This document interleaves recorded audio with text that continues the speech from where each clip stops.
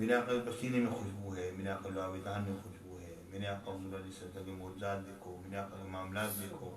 کون سی چیز مشابہت اور مناسبت ہے؟ صرف ایک ہی چیز میں ہے جو کہ میرے شیخ میرے مرشد نے ارشاد فرمائی غزالی زمانے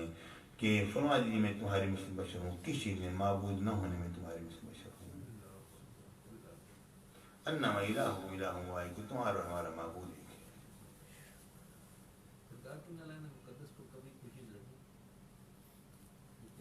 ہاں وہ تو ہے نا، تو نماز میں آیا نا کیا اپنے نالی سے اتار دیں جبریل امین حاضر میں تو میرا روایت ملتی ہے نا۔ اچھا جی، باب هل يصلي الإمام بمن حضر وهل يختم يوم الجمعة في المطر،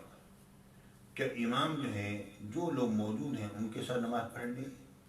اور کیا خطبہ دے امام جمعہ مبارک کے دن میں جبکہ بارش نہیں برس رہی ہے، بارش کا موسم ہو یا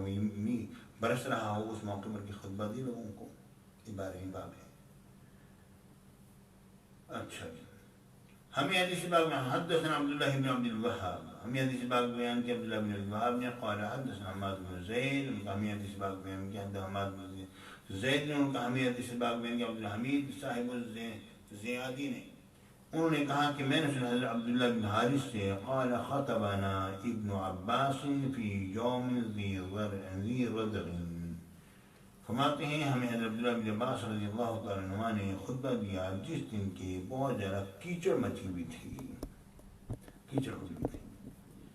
انہوں نے حکم دیا مؤذن کو فامر المؤذن لما بلغ حی علی الصلاۃ، جب مؤذن کہنے لگا حی علی الصلاۃ فرمایا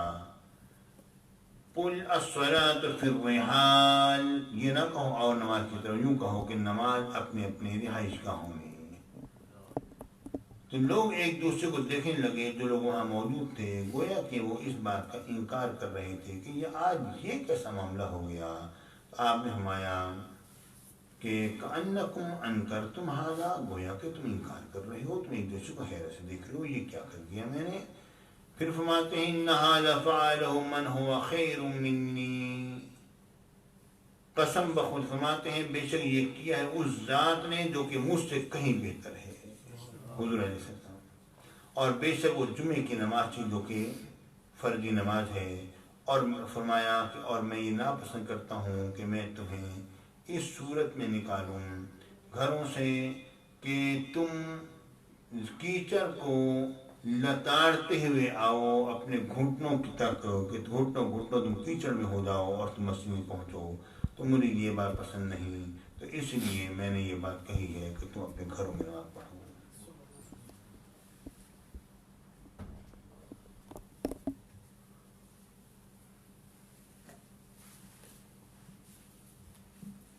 حدثنا مسلم قال حدثنا هشام عن يحيى عن ابي سلمة قال سألت ابا سعيد الخدري رضي الله تعالى عنه قال جاءت سحابة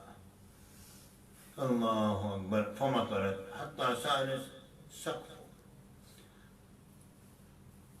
حضرت ابو سلمہ نے کہا کہ میں نے سوال کیا حضرت ابو سعید الخدری رضی اللہ تعالیٰ عنہ سے، انہوں نے فرمایا، میں نے ان سے پوچھا یہ معاملہ کیا ہے، انہوں نے فرمایا کہ بادل آیا تو برس اٹھا، یہاں تک کہ چھت جو ہے وہ ٹپکنے لگی، اور اس زمانے مسجد نبوی کی چھت جو ہے وہ کھجوروں کی چھڑیوں کی بنی ہوئی تھی۔ نماز کی تکبیر کہی گئی تو میں نے رسول اللہ صاحب اللہ صلی اللہ علیہ وسلم کو دیکھا کہ میرے آقا پانی اور مٹی میں سجدہ فرما رہے ہیں، یہاں تک کہ میں نے اس مٹی کا اثر جو ہے آقا کی پیشانی مبارک میں بھی دیکھا۔ یہ اصل میں وہ موقع ہے، یہ حدیث پاک اس طرح سے ہے کہ میرے آقا رسول اللہ صاحب اللہ صلی اللہ علیہ وسلم نے فرمایا جب لوگوں نے میرے آقا کے ساتھ اعتکاف کیا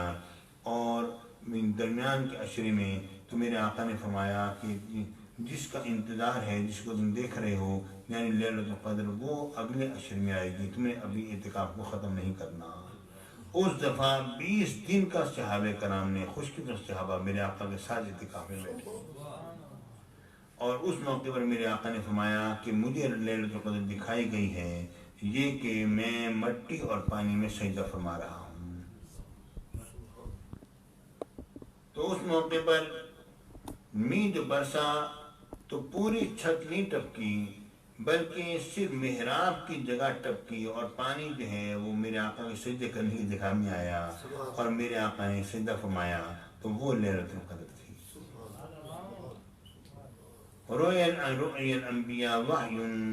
کہ انبیاء کے خواب جو ہیں وہ بھی وحی الہی ہوتے ہیں، کوئی شبہ نہیں۔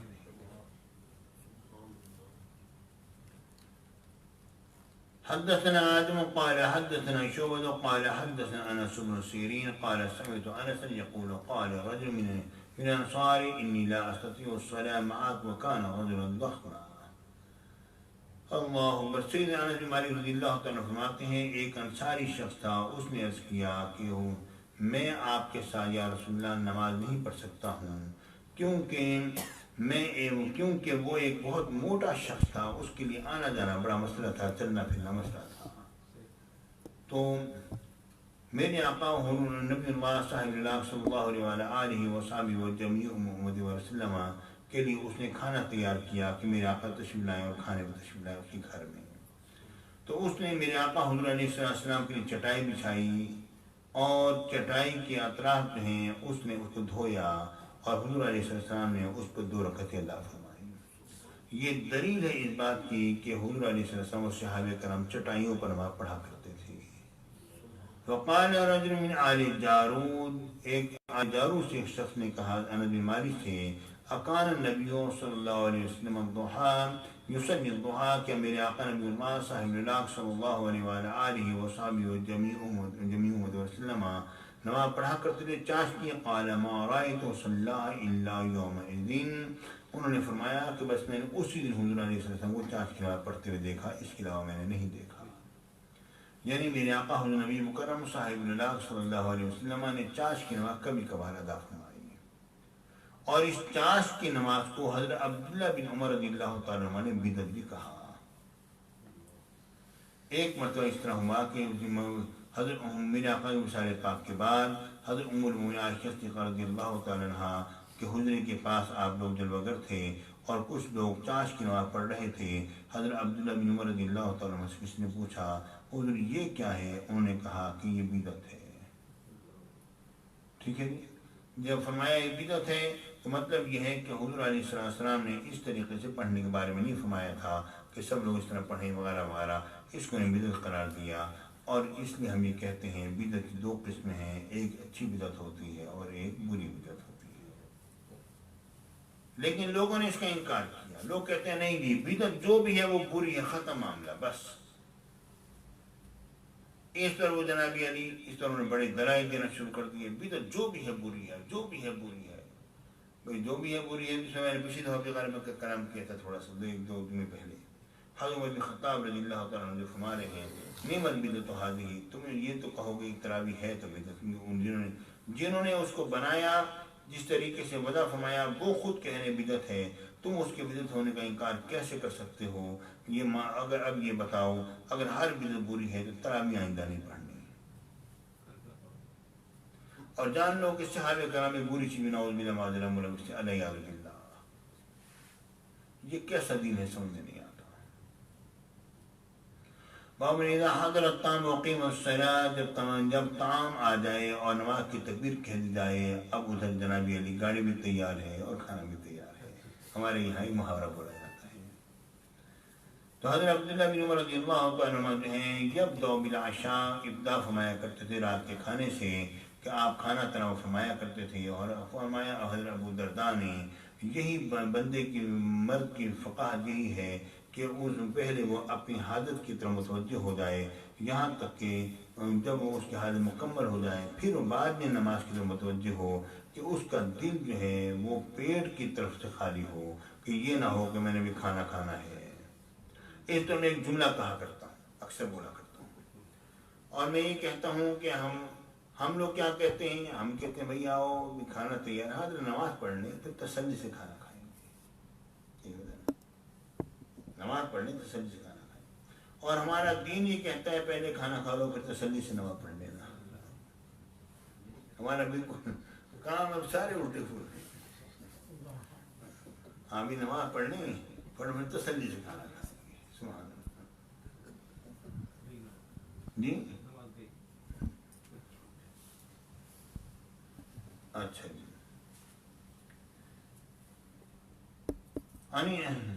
عائشة عن النبي صلى الله عليه وعلى آله وصحبه وجميع أمة ورسوله قال إذا وضع العشاء وأقيم الصلاة فابدأوا بالعشاء. ہم میرے آقا نبی اکرم صاحب اللہ صلی اللہ علیہ وعلى آلہ وصحبہ وجميع أمة ورسوله نے فرمایا جب رات کا کھانا رکھ دیا جائے اور تکبیر شروع ہو جائے تم کھانا پہلے کھاؤ.